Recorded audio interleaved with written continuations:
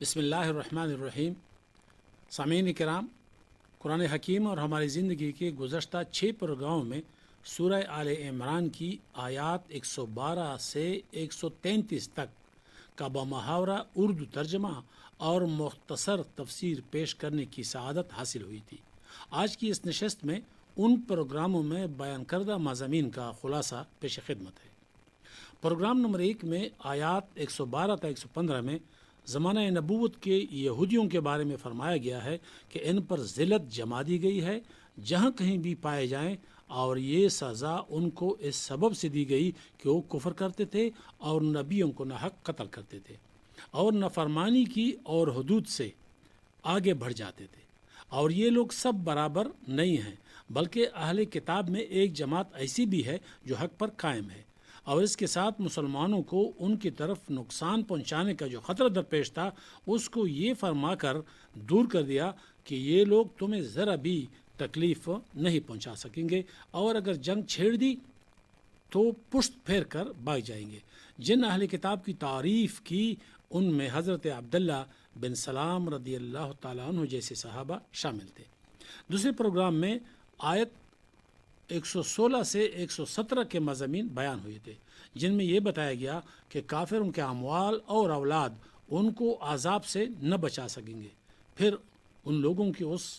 حرکت کا بھی ذکر ہوا تھا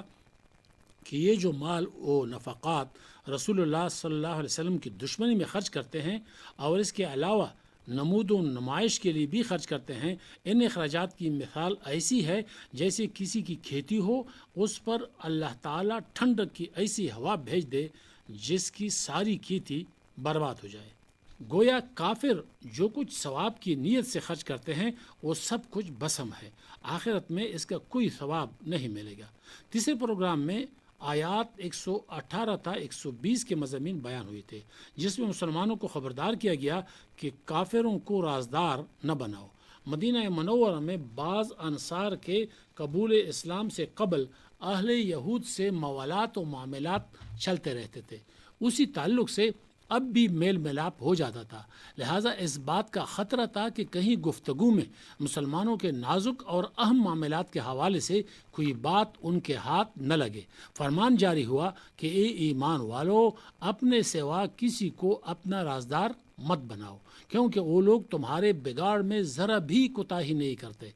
اس کے ساتھ ہی مسلمانوں کو ان کی اس غفلت پر سرزنش کی کہ اے مسلمانوں، تم ایسے ہو کہ دشمنوں سے محبت کا برتاؤ کرتے ہو اور وہ تم سے محبت نہیں رکھتے، حالانکہ تم تمام کتابوں اور انبیاء پر ایمان بھی رکھتے ہو، لہٰذا ان سے ہوشیار رہو، یہ تمہارے لیے غصہ کی جلن میں اپنی انگلیاں کاٹتے ہیں۔ گویا ان آیات کریمہ میں مسلمانوں کو یہودیوں کی مکاریوں اور دسیسہ کاریوں سے خبردار کر دیا۔ پروگرام نمبر 4 میں آیات 121 تا 122 کی مضامین کا احاطہ ہوا تھا، جن میں جزوی طور پر غزوہ احد کا ذکر ہوا اور ساتھ ہی غزوہ بدر کی یاد دہانی بھی ہوئی۔ ان آیات کریمہ میں غزوہ احد میں آپ صلی اللہ علیہ وسلم کا صحابہ کرام کو مورچوں میں بٹھانا اور دیگر جنگی تعلیمات و ہدایات کا ذکر ہے، ساتھ ہی اس مشورے کا بھی کہ کفار مکہ کا مقابلہ مدینہ منورہ میں محصور ہو کر کیا جائے یا باہر نکل کر۔ حضور اکرم صلی اللہ علیہ وسلم مدینہ منورہ کے اندر رہ کر مقابلہ کرنے کا ارادہ رکھتے تھے، لیکن بعض صحابہ کرام جو غزوہ بدر میں شریک نہ ہو سکے تھے اور بہت پرجوش تھے، ان کی ایما پر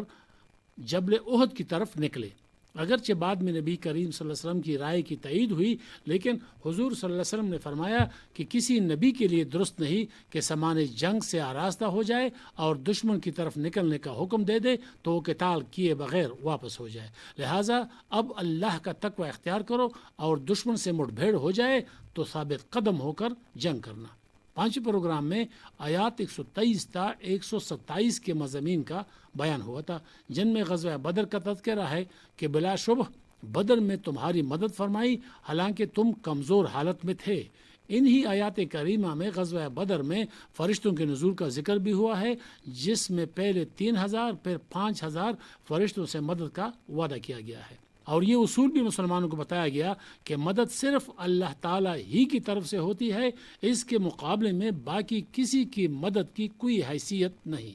آخری اور چھٹے پروگرام میں آیات 128 تا 133 میں اس واقعے کا ذکر ہے کہ غزوہ احد میں نبی اکرم صلی اللہ علیہ وسلم کے سامنے کے دنداں مبارک شہید ہوئے اور چہرہ مبارک زخمی ہوا، تو فرمایا کہ وہ قوم کیسے کامیاب ہوگی جس نے اپنے نبی کے چہرے کو خون سے رنگ دیا، اس حال میں کہ وہ انہیں اللہ کی طرف بلا رہا ہے۔ اس پر اللہ تعالیٰ نے یہی آیات نازل فرمائی کہ آپ صبر فرمائیں، اللہ کی مشیت ہوگی تو ان کو توبہ کی توفیق دے دے گا۔ چنانچہ ایسا ہی ہوا، ان میں سے بہت سے لوگ فتح مکہ کے موقع پر مسلمان ہوئے، جن میں ابو سفیان، ان کی بیوی ہند اور صفوان بن امیہ شامل ہیں۔ اور ان آیات کریمہ میں مسلمانوں کو چند در چند سود کھانے سے منع کرنے کا بھی تذکرہ ہے تاکہ کامیابی حاصل کر سکو۔ انہی آیات میں اللہ اور رسول صلی اللہ علیہ وسلم کی اطاعت کی تاکید کی گئی ہے تاکہ مسلمانوں پر رحم کیا جائے، گناہوں سے بچنے، تقوی اختیار کرنے، سود کی ممانعت اور مغفرت خداوندی کی طرف بڑھنے میں جلدی کرنے کا حکم بھی دیا گیا ہے، اور متقیوں کے لیے جس جنت کا وعدہ فرمایا ہے اس کا طول و عرض آسمانوں اور زمینوں کی وسعت کے برابر سمجھانے کی غرض سے بیان ہوا ہے۔ اللہ تعالیٰ سے دعا ہے کہ وہ ہمیں ان ہی وسیع و عریض جنتوں میں مقام عطا فرمائے، آمین ثم آمین، وآخر دعوانا ان الحمد للہ رب العالمین۔